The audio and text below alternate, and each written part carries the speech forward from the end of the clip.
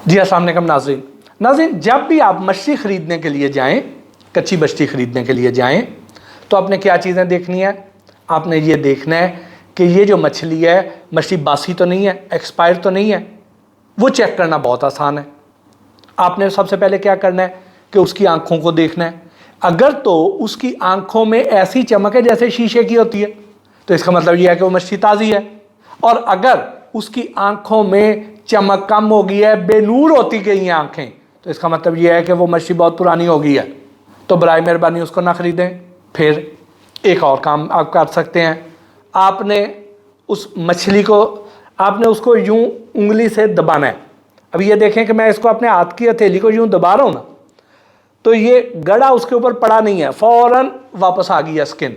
लेकिन जब आप मछली जो पुरानी हो गई है, जो बासी हो चुकी है, उसको आप दबाएंगे तो वो गड़ा वापस नहीं आएगा, वो दबाने से गड़ा वहीं का वहीं रह जाएगा।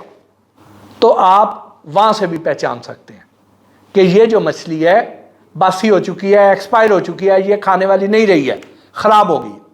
उसके बाद कुछ मछलियाँ ऐसी होती हैं, वो ये होती है कि वो पानी के अंदर ही मर जाती हैं। वो जो पानी के अंदर ही मर गई हैं मछलियाँ, मेरे ख्याल में वो नहीं खानी चाहिए। लेकिन इस बारे में जो उलमाए दीन है वो ज़्यादा अच्छी रहनुमाई कर सकते हैं। मेरे ख्याल में, मैं कम इल्म आदमी हूँ इस मामले में, कि मेरे ख्याल में वो मछली खाने वाली नहीं है, वो आराम हो चुकी है। जो पानी के अंदर मर गई, जो बाहर निकल के आएगी, जिसे आपने जिंदा पकड़ा और पानी से बाहर आने पे वो मछली मर गई, वो हलाल है। मुझे जितनी सूझबूझ है इस पे प्लीज़ आपने कोई गलत मतलब नहीं लेना है मेरी, बल्कि रहनुमाई करनी है आपने। वो जो पानी के अंदर मर जाती है, उसके अंदर से खून उस तरह बाहर नहीं निकलता। अदरवाइज मछली का निज़ाम अल्लाह पाक ने ऐसा बनाया है कि जैसे ही ये पानी से बाहर आएगी तो इसके जिस्म में जो खून है सारा, वो फौरन उसके गिलफड़ों तक आ जाएगा। उसके गिलफड़े होते हैं जहाँ से वो सांस लेती है मछली, तो वो उसके गिलफड़ों तक आएगा और वहाँ से खारिज हो जाएगा।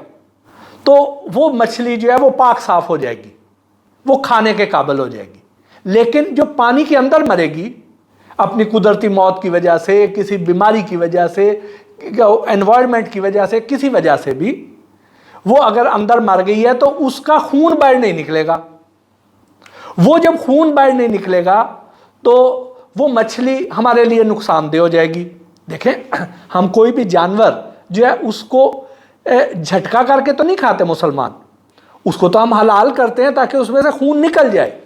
तो जो मछली पानी के अंदर मरेगी उसका खून बाहर नहीं निकलेगा, तो ये लोग क्या करेंगे मछली वाले, ये उसके जो गिलफड़े हैं उसके ऊपर जो दूसरी ताज़ा मछली वाला खून है वो लेके उसके गिलफड़ों के ऊपर लगा देंगे ताकि आपको धोखा दे दे।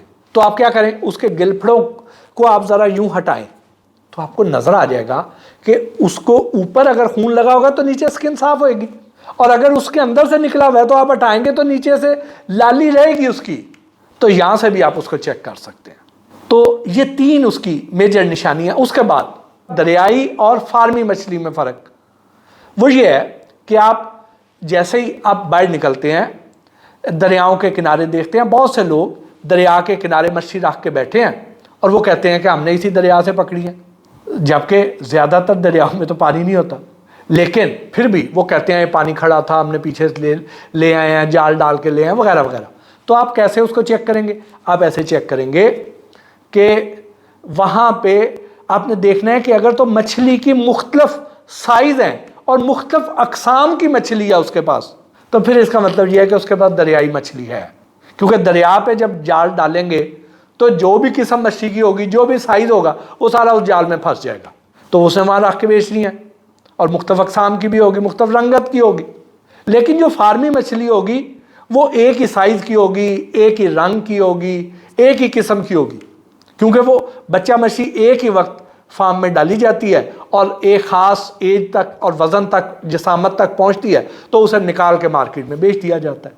तो यहाँ से आप साइज़ के डिफरेंस से दरियाई और फार्मी मछली को बआसानी पहचान सकते हैं। इसके साथ ही आज के इस वीलॉग से अपने मेज़बान मोहसिन भट्टी को इजाज़त दीजिए। अल्लाह ने के बाद।